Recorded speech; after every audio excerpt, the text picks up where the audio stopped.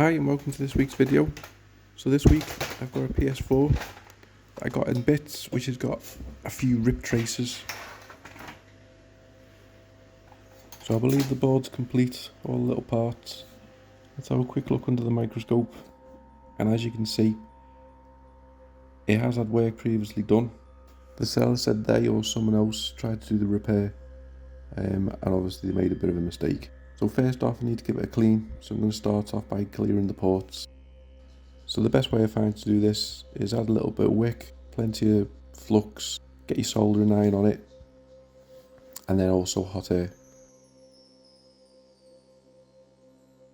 Once they're clear, then need to move on to getting a few of the traces exposed. So I just need to scrape underneath so I've got something to solder to. So I found this diagram on the internet.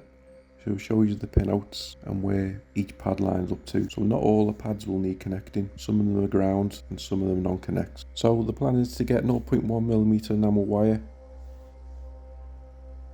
and then lay it across. I'll tack it to the exposed pads, the exposed traces that I've just scraped off, and then solder them on. I'm feeling pretty confident after doing my switch one recently.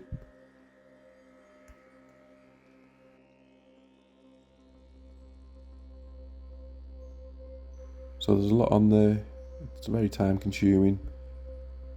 Need to be very careful not to be pulling any more traces, and then also try and line them up.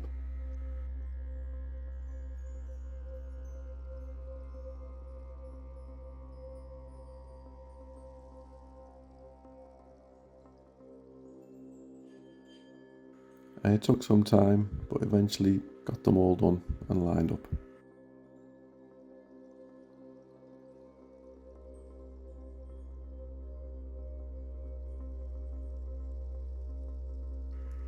So a quick but gentle clean of isopropyl. Don't want to be ripping them all off after just sticking them all on, which took a while. Then carefully lining them all up, making sure that they're not touching any of the wires, they're not touching anything else which could cause any shorts, which will stop it from working. Give it a little dab to try and dry as best as possible. Then we put on the UV mask, so this is what's going to keep it in place. So this is going to stop the traces from moving when we add hot air. Simply cover all the edges all along top and bottom. As I've said previously, my UV mask isn't the greatest. I need to add a little bit of hot air whilst adding the UV light, and this makes it cure even better.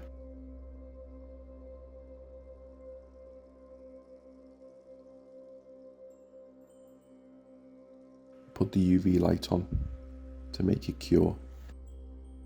So once it's dry, add a bit of flux, then run your soldering iron across. All the wires need to be tinned so that the port will have something to connect to. This will also show whether the pins are nice and secure.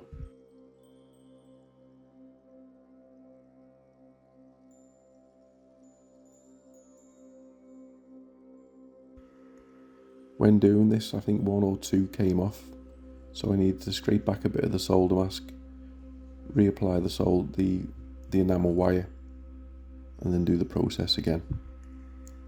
It's better for it to fail now rather than when the port's going on.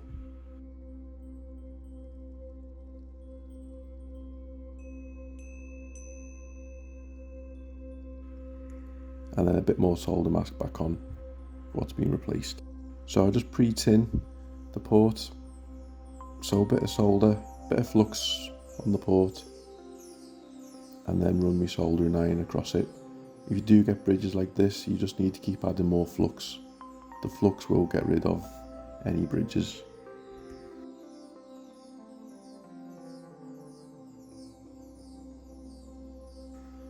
So ready to go, adding more flux back on, and then getting my hot air station on. So I have it set between 400 and 440C with a speed of about 70% airflow. Just keep moving it up and down, add a little bit more flux if it's needed, and then once you can see the pads that are on there that have started to melt, then place it, and then it's a case of putting it on and then pushing down and holding. Quite lucky with this port, it didn't seem to melt like previous ports when I still had a little bit of hot air at the end of it. Hold it for a few seconds and then you can let go. Once cooled, I checked the pins, so some of them are going to wobble because some of them are hopefully connected to wires underneath. The few that still have pads, they shouldn't move obviously at all.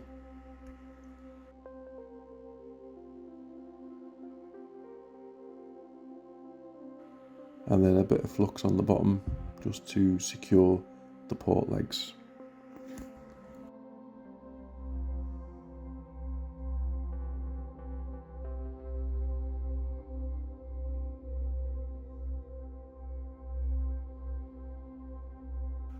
So I was happy, I thought it looked really good.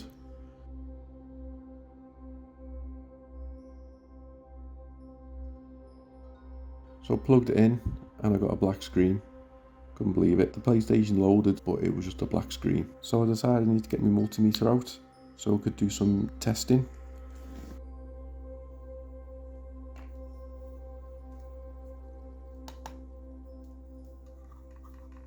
I'd read that there was filters on the back which I wasn't aware of. They're underneath a little silver heat shield that I needed to add a little bit of heat to remove. Put my multimeter into continuity mode and then put a pin on either side of each leg. You should be getting a beep on either side to show there's continuity. So as you can hear, I'm not getting continuity on pretty much most of them. So by the looks of it, I have a few faulty filters.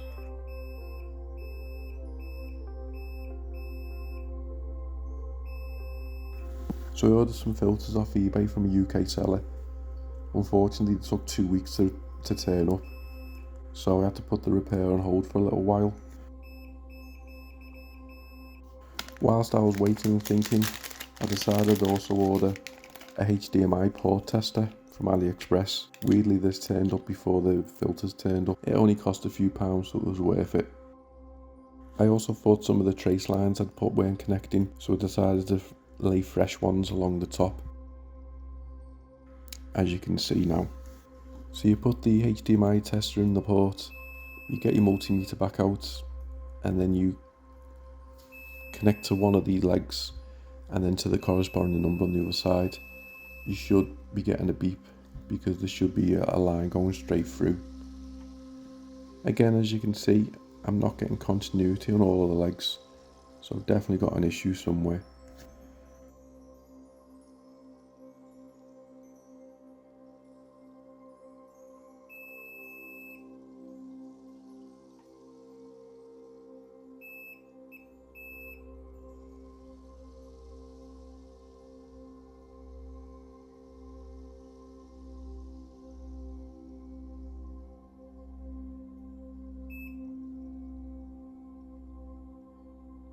I go about halfway and realise there's enough issues for me not to need to carry on. There's enough issues with what I've checked.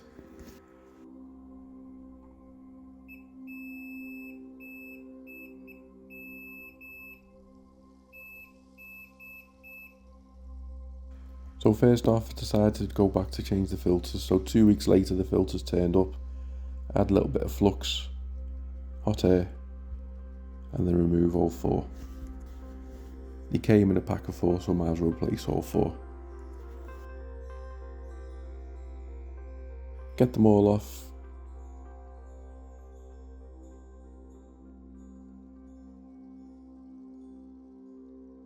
Add a bit of fresh flux, and then tin the pads, so they should fit nice new ones nice and easily.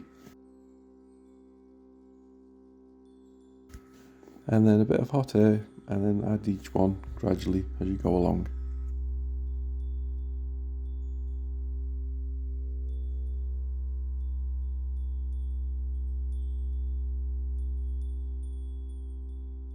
Make sure they're all nice and lined up.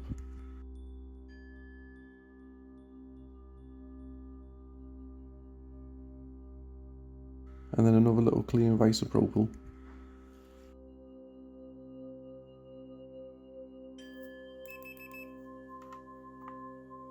And then a little check, and then beeping on each one shows that they're all working correctly.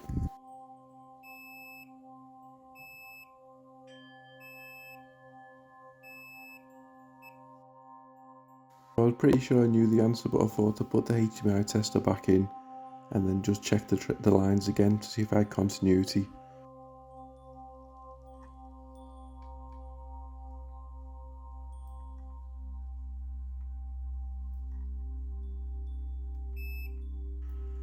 As expected, the filters weren't what was making the difference. There was definitely an issue with the port still.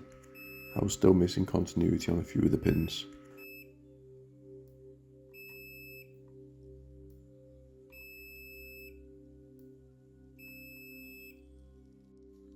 So I thought I'd start again, so I took the port off, took the traces off, bought some brand new ports, and then gave one a test before fitting, which I hadn't done previously, to make sure there was continuity on all of the pins.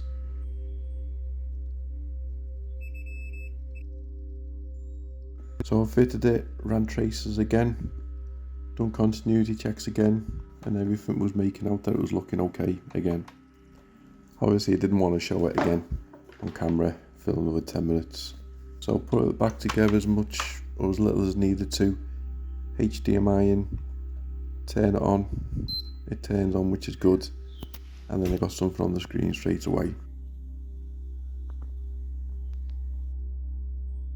So after that, went back, put the UV mask over the traces that I've just laid, try and make it nice and secure and tidy up a bit.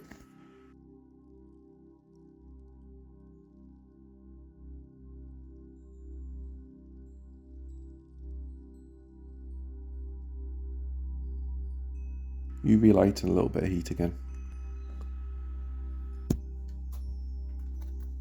And then time to put back together. Make sure you put the correct thermal paste on it, the right amount. Don't miss your connections. Top plate back on. Clamp back on.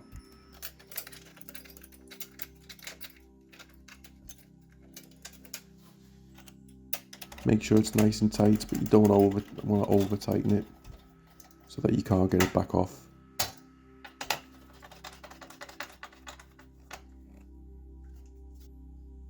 A few connections at the back where the power pack goes.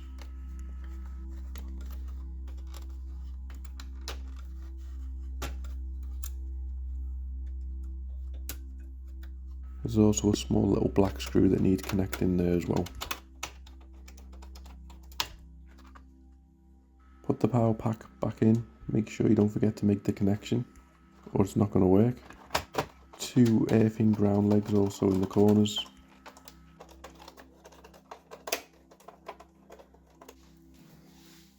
And then this big handful of screws all need to go around the edges. Once they're all in, bottom cover back in, sort of slides in and over.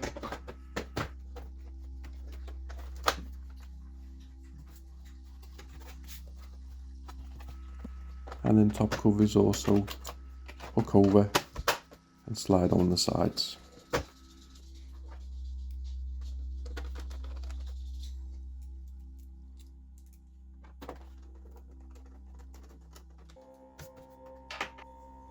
Give it a little bit of a clean, as best you can.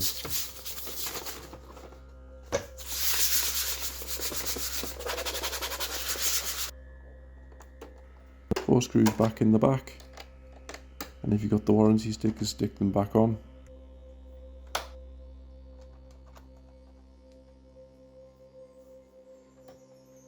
And then time to go again. HDMI cable back in, power lead back on. Press the power button. Hope you get something on the screen, which we do.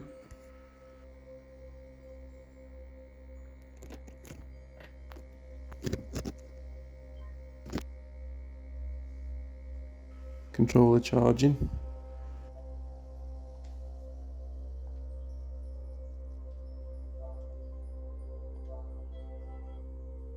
And I'll have a little quick look through the menus.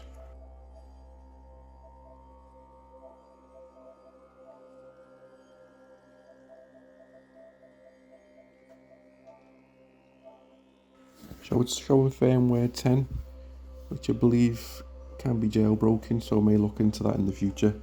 And then one more check, make sure that the disk drive is working. I'd be annoyed now if it wasn't and have to take it all back apart.